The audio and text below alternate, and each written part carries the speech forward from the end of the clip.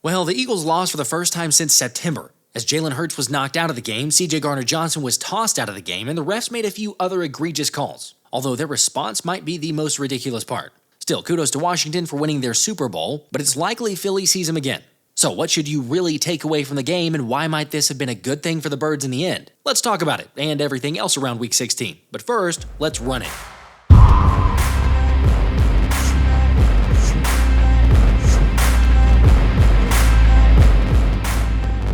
What's up, guys? Well, the win streak is gone, and so is the stash. And look, I'm just going to call it like it is. We all know what cost Philly the game. I got a lot of problems with you people. Now, you're going to hear about it. No. Let's not stoop to that level. Sure, you could argue there were more than a couple egregious calls by the refs, and I'll discuss what happened with Gardner Johnson in a bit. But give Washington some credit. They beat a dang good Philadelphia Eagles team that was without its starting quarterback in Jalen Hurts essentially the entire game, without one of their best pass rushers for a half, without their starting safety for a half. Oh yeah, and had three of their best players drop the ball late in the game. Most notably DeVonta Smith, who would have iced the game with 2 minutes to go had he held on there. I made all the tough catches there, and then the easy one I had, I dropped. It is what it is. Trust the game. Ain't nobody else's fault but mine. You were able to move on from this and obviously not let it weigh down on your shoulders too much. That game over with. Ain't nothing I can do about it now. Was it one of those where you just looked it in, or you? I just dropped the ball. Okay. Ain't no teaching on it. Just catch the ball. It's simple. Do you like that in that moment they go to you? Yeah, for sure. I was calling for it, and when they put it in my hands, I got to make the guy play. Again, nobody's making excuses. It's just crazy that the Birds are literally 2 drop passes away from being 14-1 right now. Hold up, why are we showing that one? And that one too, the Eagles won those games. Hypocrisy knows no bounds. Remember last time after Philly won, all the excuses were Jayden Daniels was injured or more injured than we were told, the Washington were getting tired because of the bye week, and really just all sorts of other kinds of excuses. Look, congrats to the Commies, because FYI, that was their first win against a playoff team, as they improved to 1-4 against such teams. However, they're technically still 0-4 against starting quarterbacks in that category. Yet judging by how they celebrated afterward, it's like they'd won the Super Bowl. But you know, good for them. Merry Christmas. Kiss my ass. Kiss his ass. Kiss your ass. Happy Hanukkah.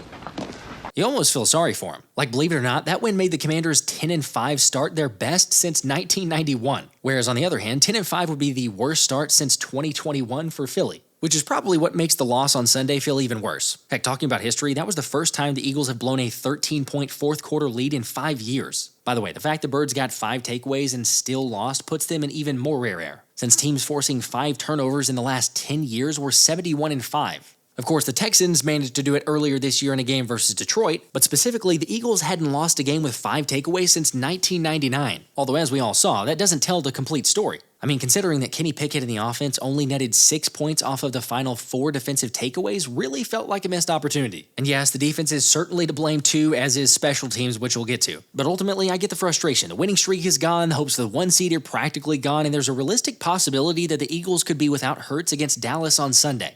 Cheer up, dude. It's Christmas. It is Christmas, and I'm serious on this. I cannot thank you guys enough for the insane support for this channel. So, being as that's the case, I'm going to give away 2 tickets to the Dallas game this weekend. 1, because you guys are the best, and 2, because Joe Davis and Greg Olsen will be calling another Eagles game. And I know you don't want to sit through another one of those. I think the story starts and it ends with Jayden Daniels. As always, just do me a favor, drop a like on this video, and then go on down to the comments section and type in Merry Christmas, where then I'll select 1 person via the randomized spinner to win 2 tickets on my Friday night live stream. Once again, I'll also remind you that I will never ask you to pay for anything, and you'll get a comment from me with customized emojis if you win, so be on the lookout for scammers.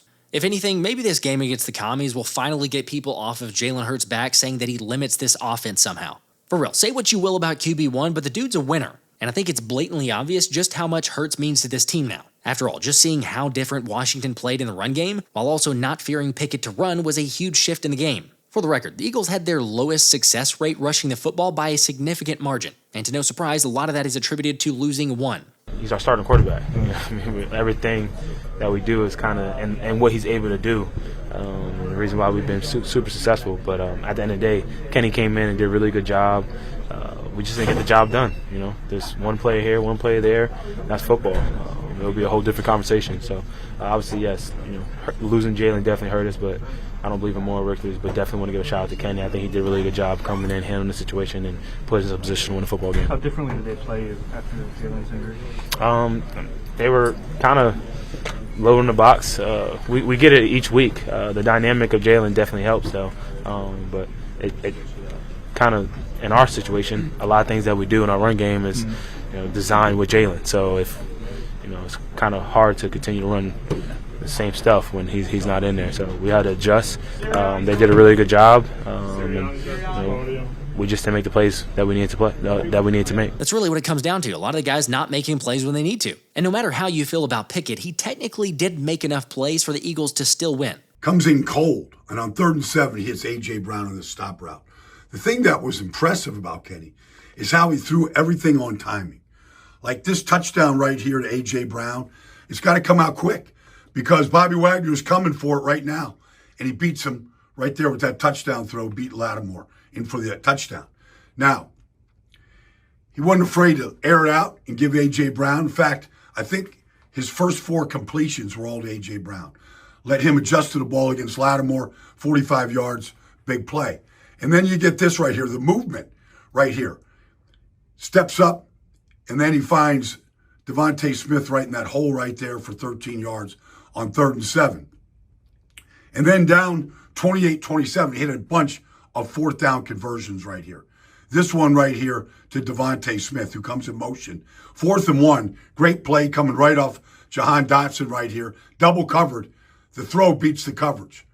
Gains 4 yards on 1st down.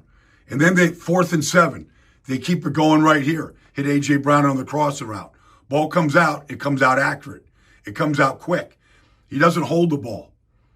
And then you get this. Like you get this throw. Like this is a wheel to Saquon in the 4th quarter. Steps up into the eye of the storm and throws a great throw to Saquon. He just couldn't find the handle of it, and it's an incompletion. And then there was this one, as we know, to go put the game away right here to DeVonta Smith. Like there it is. He probably walks into the end zone. He knows it. Probably took his eyes off it, but it was a great throw. And then, like, here it is. I mean, he sees it right there. And, of course, there was one bad throw right here early on. He just doesn't see Frank Luvo dropping into that curl flat right there, that throw to A.J. But otherwise, the ball came out quick. It was accurate. He moved the team. I thought, considering he hadn't played in over a year, Pickett played well. That's fair. Was he Jalen Hurts level? No, but I still don't understand this whole argument about seeing people say, oh my gosh, we can't win the Super Bowl with Kenny Pickett as the quarterback. I mean, Jalen is QB1. You're not planning on KP to fill in the playoffs. Of course, if he does have to fill in for the Dallas game, Pickett said he'll be ready, but is dealing with a rib injury, so something to monitor. Now, speaking of Dallas, there is a little bit of good news. Since after the Philly loss, that officially eliminated the Cowboys from playoff contention, which continuing down that path, the last time Dallas was eliminated from playoff contention in Week 16 or earlier was 2017. So for those superstitious individuals out there, you remember what happened then. So you're telling me there's a chance? Look, just trying to remain optimistic because there's no reason to have lost faith in the Eagles after this loss. And while I get the knee-jerk reaction from Ray Didinger, who said he's concerned about the Eagles' defense against a dual-threat quarterback after what he saw against Jayden Daniels, the counter-argument to that is, are we going to just forget about Vic Fangio's defense shutting down Lamar Jackson? I mean, they essentially made him a non-factor on the ground until one meaningless drive at the end of the game. Heck, if we think about this in the long run, this might not even hurt him. Yes, technically, I wanted the 1 seed. But now if the Birds take care of business this week against Dallas, then you can rest starters on the final week to be healthy for the wildcard game. Plus, let's remember how resilient and tough this squad has been, particularly on defense. So please don't tell me after what we saw early in the season against Tampa, compared to what we saw coming out of the bye week, that you don't believe in Fangio's ability to give corrections and get this unit right back on track. Seriously, take a deep breath. This could end up being a really good thing to refocus the squad right before playoffs. Although yes, again, it most likely means you gotta go through Detroit in the NFC Championship game. But all things being equal, I'd rather be in Philadelphia. As I said, I'm trying to be positive and look at this thing objectively. Still, I understand there's emotions, there's everything else, but how are you guys feeling? On a scale of 1 to 10, just take inventory after this game, a little bit of decompression. On a scale of 1 to 10, where is your confidence level for the Eagles to get to the NFC Championship game? Call me crazy, but personally, I'm still confident at a 10. Because the first 4 to 5 possessions looked like the group would keep the stash alive. In fact, they were probably more electric than what we're used to on offense. And the defense was ready to go too, as Josh Sweat and Jordan Davis stonewalled Brian Robinson on a 4th down to open with a turnover on downs. And shout out to JD because he's been huge lately. Granted, the knee injury he suffered later in the game didn't look good at all, so prayers up for JD that it hopefully isn't out too long. Of course, after the defensive stop, the Birds did exactly what you do on a porous run defense, running the ball 6 times for 49 yards, which eventually resulted in a Saquon Barkley score, and then Brian Robinson fumbled on the very next play thanks to a strip from the Breadman that was recovered by Nolan Smith, followed by Jalen and the offense capitalizing before Hurts took a headshot that got him looked at for a concussion. And yeah, the more that you look at it and realize that wasn't called a flag, yet later in the game, this tiny shove by Jalen Carter on a Washington O-lineman did result in 15 yards, makes you wonder about the officials. Although for those tracking these stats, the Eagles are dead last in terms of beneficial penalties.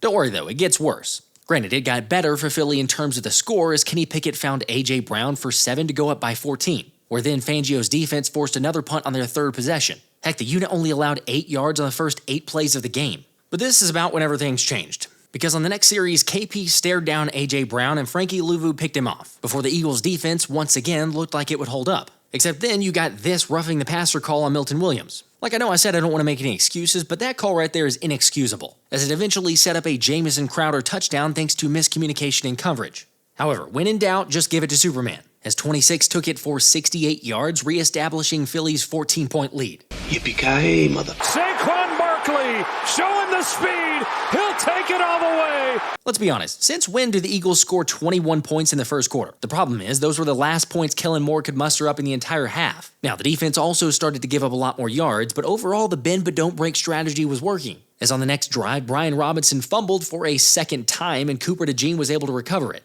Of course, I should mention that this was the drive that Gardner Johnson picked up his first unsportsmanlike conduct penalty. And I get trying to get the instigator, but since when did trash talking result in 15 yards while a shot in the face just got overlooked? Seriously, at the bare minimum, that should have just been offsetting penalties. Oh yeah, and this was also the same drive where Nolan Smith got a sack, as he's actually had a higher pressure rate than TJ Watt since week 6. Heck, I don't think it's a stretch to say Nolan is Fangio's best edge defender at this point in the season. Of course, then they flagged JC for this 15-yard penalty as well. Yet fortunately, it didn't matter too much as the Eagles got the ball back. But after a promising start to the possession, they eventually ended up having to punt, where next the Commies took advantage of Slay for 51 yards, as well as Quinyon Mitchell getting burned a few plays later by Terry McLaurin for 32 yards to make it 21-14 Birds. And you gotta call it like it is, but this was not a great game for Q. However, there's still a ton of respect on the other side for McLaurin. He's a good young player, and I like me too.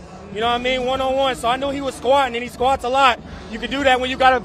Yeah. You can do that when you got the front four that they have. But he's a great player, man. I told him we're going to continue to see each other. We're going to continue to battle. But when I saw him squatting, I went over to Kliff, and I was like, it's time. And I just knew Jayden would put it over my outside shoulder. And I try to work those tracking drills every single day at practice. So when you come out here, it's easy.